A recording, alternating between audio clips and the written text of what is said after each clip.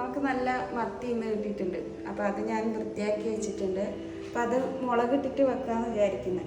അപ്പോൾ അതിൻ്റെ കൂടെ അതിൻ്റെ ഇണറെന്ന് പറയും, ചില നാട്ടിൽ മത്തീനെ മുട്ട എന്നെല്ലാം പറയുന്നുണ്ടാവും. അപ്പോൾ അത് ഞാൻ ഒന്ന് ഫ്രൈ ചെയ്യാൻ വേണ്ടിയിട്ട് കുറച്ച് മസാല വരക്കി വെച്ചിട്ടുണ്ട്.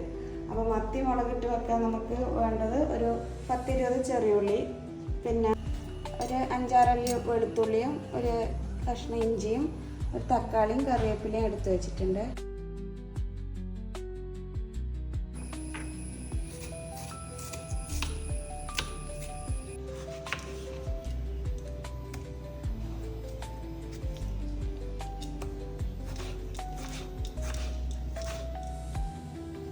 ഉള്ളിയും തക്കാളിയും ഞാൻ മുറിച്ച് വെച്ചിട്ടുണ്ട്.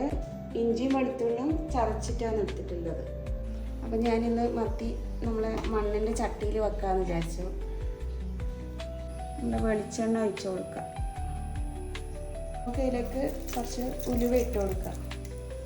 അപ്പോൾ ചില വാങ്ങലെല്ലാം കടുക് ഇട്ട് കൊടുക്കുന്ന കാണുന്നുണ്ട്. അപ്പോൾ നമ്മളിവിടെ മീൻകറിയിൽ കടുക് ഇടാറില്ല. ഉലുവ ഒന്ന് ജസ്റ്റ് പൊട്ടി വരുമ്പോൾ നമുക്ക് ഉള്ളി ഇട്ട് കൊടുക്കാം.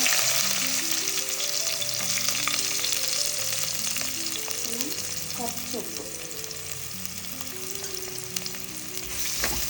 കുറച്ച് കറിവേപ്പില ഇട്ട് കൊടുക്കാം. നമുക്ക് ഉള്ളി ഏകദേശം ഈ കളറായി വരുമ്പോൾ ഇഞ്ചി വെളുത്തുള്ളി ഇട്ട് കൊടുക്കാം. നമുക്കതിന് പൊടികൾ ഇട്ട് കൊടുക്കാം. ഒരു 1.5 ടീസ്പൂണ് മല്ലിപ്പൊടി,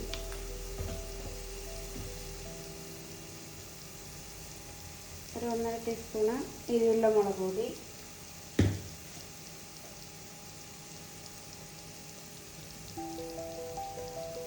ഒരു 3 ടീസ്പൂണ് കാശ്മീരി മുളക് പൊടി, മഞ്ഞൾപ്പൊടി. ഇത് ഇട്ടിട്ട് ഒന്നിങ്ങനെ വഴറ്റി കൊടുക്കണം. പച്ചമണം മാറുന്നവരെ. കുറച്ച് 1/4 സ്പൂണ് കുരുമുളക് പൊടി. പൊടിയുടെ പച്ചമണെല്ലാം മാറിയതിന് ശേഷം നമുക്ക് തക്കാളി ഇട്ട് കൊടുക്കാം. അതിലേക്ക് ഒരു 1/2 ഗ്ലാസ് ചൂടുവെള്ളം ഒഴിച്ചിട്ട് നമുക്ക് തക്കാളി വേവിക്കാൻ വെക്കാം. തക്കാളി കുറച്ച് വന്നതിന് ശേഷം നമുക്ക് കുറച്ചും കൂടി ഉപ്പിട്ട് കൊടുക്കാം. നമുക്ക് ഇതിലേക്ക് പുളിവെള്ളം ഒഴിച്ച് കൊടുക്കാം.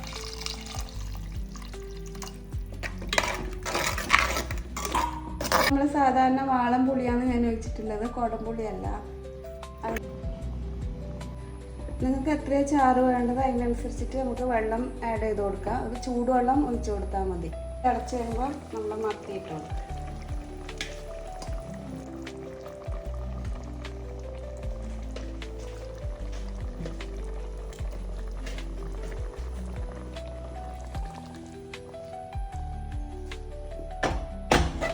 ഇതൊന്ന് മിക്സ് ചെയ്തതിന് ശേഷം നമുക്കിതൊന്ന് അടച്ചു വെച്ചിട്ട് വേവിക്കാം.